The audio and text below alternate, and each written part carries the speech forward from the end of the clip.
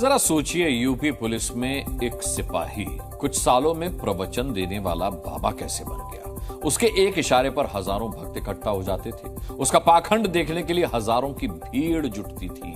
उसके बाबा करियर की शुरुआत सिपाही से हुई। सिपाही रहते यौन शोषण का दोषी पाया गया। इस केस में जेल भी गया। जेल से लौटने के बाद प्रवचन करने लगा। प्रवचन करते करते भोले बाबा बन बैठा। फिर नारायण साकार बना। 2 जुलाई की घटना के बाद 121 लोगों की हत्या का आरोप भी उसी पर लग रहा है। सूरजपाल ने 2 दशकों में अपना पाखंड इतना फैला दिया था कि वो खुद को नारायण का अवतार बताने लगा था। सूरजपाल कैसे सिपाही से नारायण साकार हरि बना, उसकी असली कहानी किसी फिल्मी कहानी से कम नहीं है। ये वही बाबा है जो नोएडा के खेड़ा इलाके से निकलकर लाखों लोगों के लिए भगवान बन गया था।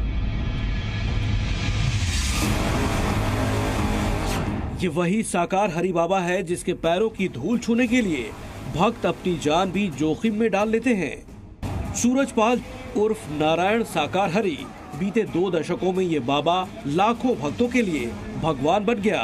सदा सदा के लिए संपूर्ण ब्रह्मांड में सदा सदा के लिए जय जयकार हो। नारायण साकार हरि कासगंज जिले के पटियाली के बहादुरपुर गांव का रहने वाला है। बचपन में वो पिता के साथ खेती बाड़ी करता था।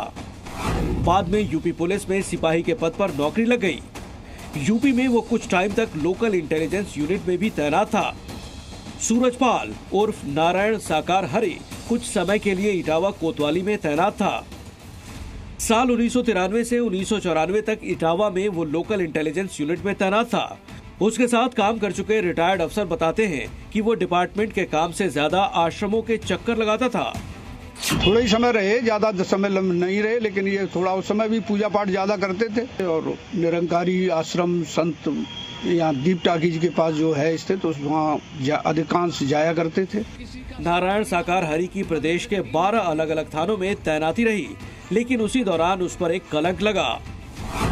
हेड कांस्टेबल की नौकरी के दौरान उस पर यौन शोषण का केस दर्ज हुआ।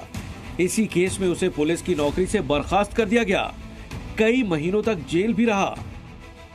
जेल से छूटने के बाद सूरजपाल ने बदनामी से बचने के लिए बाबा का चोला ओढ़ लिया।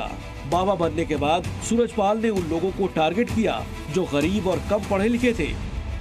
सूरजपाल उर्फ साकार हरि ने गांव-गांव में सत्संग करना शुरू कर दिया।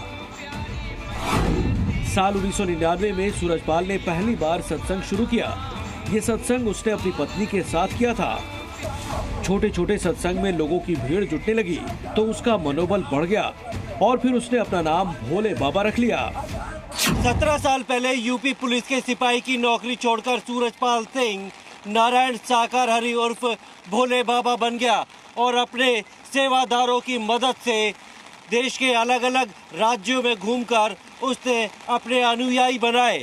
और जिस तरीके से वो प्रवचन देता था, अपने आप को भगवान का अवतार बताता था।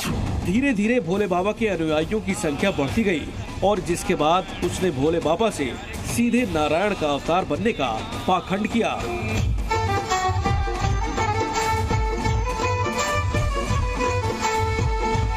साल 2014 तक वो सिर्फ गांव बहादुर नगर के आश्रम में ही सत्संग करता था, लेकिन भक्तों की भीड़ देखते हुए वो देश में अलग अलग जगहों पर सत्संग करने लगा।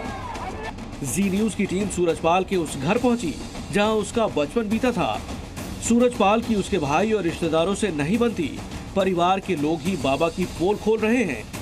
सत्संग में आप लोग जाते हैं? नहीं, हम नहीं जाते हैं। नहीं जाते हैं? परिवार का कोई नहीं जाता है? नहीं। गर्व होता है कि आपके ताऊ जी का इतना बड़ा साम्राज्य है, वो लोग भगवान की तरह मानते हैं, परमात्मा मानते हैं। आप मानती हैं परमात्मा? हम दोनों मानते हैं। हाँ?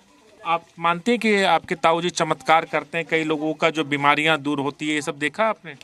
हाँ, सुना है। सुना है? हाँ, देखा भी है। तो आपके परिवार का दुख दर्द उन्होंने नहीं तक दूर किया, गरीबी को? हाँ?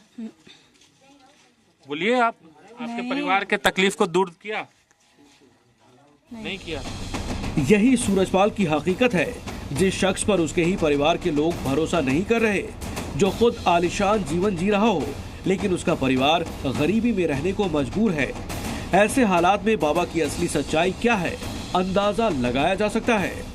मैनपुरी से राजूराज और शिवांग मिश्रा के साथ ब्यूरो रिपोर्ट जी मीडिया। जी न्यूज।